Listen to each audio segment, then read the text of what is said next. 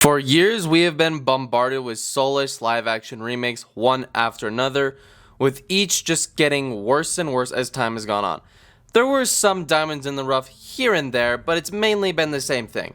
Generic, soulless cash grabs that don't replicate the magic of what came before and are just there to make a quick buck for studios, and it almost always works.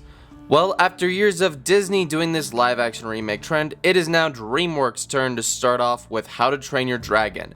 Now for context, the How to Train Your Dragon trilogy is quite honestly one of my favorite trilogies ever, not just in animation. The original film is sacred and a top 2 animated film, so to say I was skeptical about this film would be the understatement of the century. That was until I saw the very first trailer and was hooked right from the get-go, and each piece of footage just got me more and more into this movie. So I'm very pleased to say that this is not only a film that lives up to my expectations, but is easily one of the best, if not the best, live-action remake to date. I know that doesn't say much, but still, that's just how good this movie is. A film that does an accurate job at adapting this classic story, but also does a good enough job in giving us something that feels new in a way. Although I wouldn't go as far to say it's topped the animated film, the live-action How to Train Your Dragon is a great adaptation, and we are going to talk about all of that today and get to the bottom of why this is the best remake to date. Now when it comes to remakes, it's something that is going to be difficult regardless of what way you take it. You can either do your own thing and do something new, or try to be as faithful as possible. Both ways, you are in a no-win situation, as there is always going to be comparisons drawn between the two. The route the How to Train Your Dragon remake goes is basically a one-to-one with small changes here and there. So because of that, this film is not going to be for everyone. I am already seeing complaints about that very thing, with some people going, why do it if you're not going to change anything, or why would I watch this in theaters if I can just watch the animated film at home? And you know, that is a very valid criticism. Personally, for me, it really worked well, but it also doesn't help that I'm biased in this situation. This is something that I think is going to be very subjective with this film in general. Either way though, I think this is a great way for a new generation to be introduced to this beautiful story. It isn't something that ruins the adaptation, as it feels very similar in many ways. The reason for this was Universal and DreamWorks made the very smart decision to bring back Dean DeBlois, who was behind the original trilogy.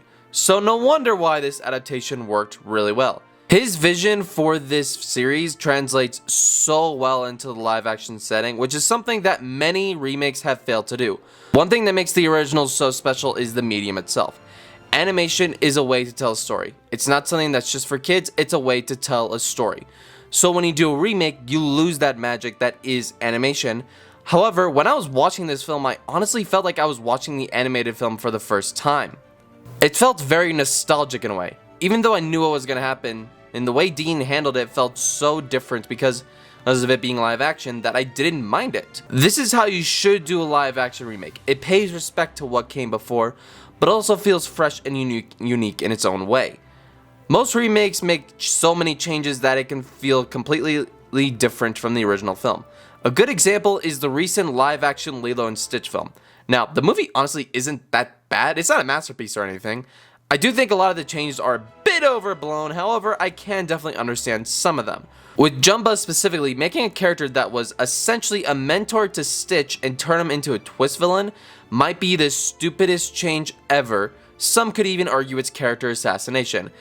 Even some have complained about Nani giving up Lilo and going back to school. Personally, this didn't bug me. I mean, it's not like Nani gave her up for good, and she basically is going off to her second family, so I really don't see an issue here.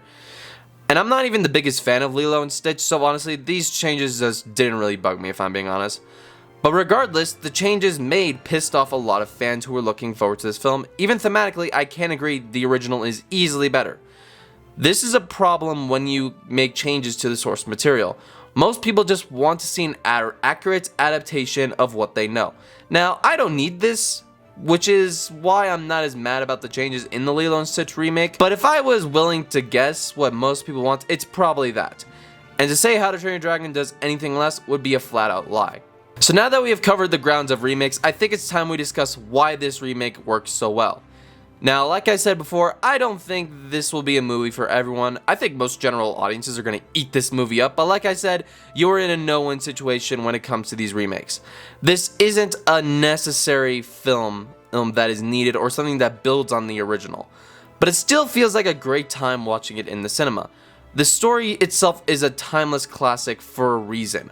The story of How to Train Your Dragon is one that deals with friendship, acceptance, challenges, love, exploration, and most importantly, not letting society change who you are.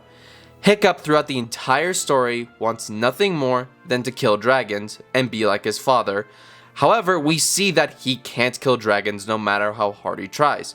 So when he meets Toothless for the very first time, he doesn't kill him because he was as scared as Toothless was. As we get further along, we see Hiccup grow as a character. We see him go from this scared little boy to fighting off a giant dragon to save his people.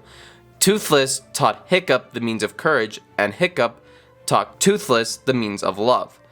Both of these characters complement each other so well, so by the end it feels satisfying. Because of Hiccup, the entire village changed for the better. And in this film, those character arcs are handled just as well as they were in the original film. When we see the first flight, or Hiccup putting his palm on Toothless, Astrid finding out, or even the epic final battle, I just couldn't help but have the biggest smile on my face and just having tears of joy flowing through me. I was a bit surprised by the tone of this film. It is a little bit darker compared to the original. Not in a way where it's so different, but it feels more realistic and grounded compared to the original film. Everything that is besides for Toothless, who design-wise and character-wise is just perfection. The only dragon that is not realistic, some have complained about this, but the thing is, I just don't care. I love the design and I'm glad they didn't change it. Where this film succeeds best is where the castings of this film lie. Mason Thames does an incredible job as Hiccup, delivering the moments needed that honestly I might prefer over the animated one. It was really all the moments between him and Toothless that really sold every scene he was in. This dude has some real movie star potential, that is how good he was. As well as Astrid, who people owe Nico Parker an apology. While I could go back and forth between the animated version of Hiccup and the live action version, for Astrid, it's not even a competition, and maybe this is recency bias, but I prefer Astrid here over the animated trilogy one. I know it's gonna get a lot of people pissed, but you know what? Bring it on, I'm ready. Here, Astrid has so much more depth. You can really see her trying to become a leader, and Nico Parker plays that role perfectly. Yes, it is a race swap, but honestly, I can accept that if the character is actually good, and here the character is good. The chemistry between Mason and Nico is also present throughout the entire runtime, and just watch any scene of the press tour and you can see it clear as day. These two needed to be done right, and Dean and the team did not disappoint. They also made the smart decision in bringing back Gerard Butler as Stoic the Vast. Legit don't think a soul on earth could do a better job than him. He is this character, so I'm happy they made the smart decision to bring him back. He was basically beat for beat the original character. Not many changes were made to him, but I wouldn't say that was like a detriment or anything. It was still great to see what he was able to do in this live action setting. Along with that, seeing this world in live action is just a visual treat. In animation, it's gorgeous, and here it is just as incredible. I just remember one scene where Stoic was searching for dragons. There was this one shot that was just like, wow. Or more specifically, during the flight scene between Toothless, Hiccup, and Astrid, my jaw was literally on the floor. Bringing back John Powell to do the music was also a genius decision. His music is the theme for How to Train Your Dragon, and without him, this film wouldn't have worked as well. Now look, I know I've been very positive about this film and for good reason. However, I will say one thing that did bug me is towards the beginning, it did drag a bit pacing-wise. But after Hiccup meets Toothless, it really starts to kick in. Like, the fact that my biggest complaint around this film is how the pacing drags at the beginning is honestly really impressive at the first place. Which really says a lot, as for years, I have been totally against live action remakes, and while I still have my resistance, I will say, if this is the route DreamWorks is going down, I'm very interested to see what they'll do next. This film was everything I was hoping for it to be and a little bit more. It respects what we know, but doesn't feel like a total rehash at the same time. They already confirmed a sequel, which does show how confident Universal was in this movie. So yeah, I will for sure check that out. And if this continues on the path of either the animated films or even does its own thing, that means we are definitely in a possibility for a trilogy on the way. Now we live in a time where a new generation will get to experience this classic trilogy on their own and live with what we grew up with. That is really exciting. In conclusion, the live action remake of How to Train Your Dragon is truly a perfect adaptation of this classic in the best possible way. All from the beat to the character arcs, the characters themselves, the direction, the world, The music, the tone, almost everything is just top notch. Although we have been cursed with Disney remakes in the past, we finally have one that I would say I really love and that I can't wait for another installment of. With all that out of the way, what are your thoughts on this remake? Did you love it? Did you hate it? Did you just think it was pointless? Or are you somewhere in between?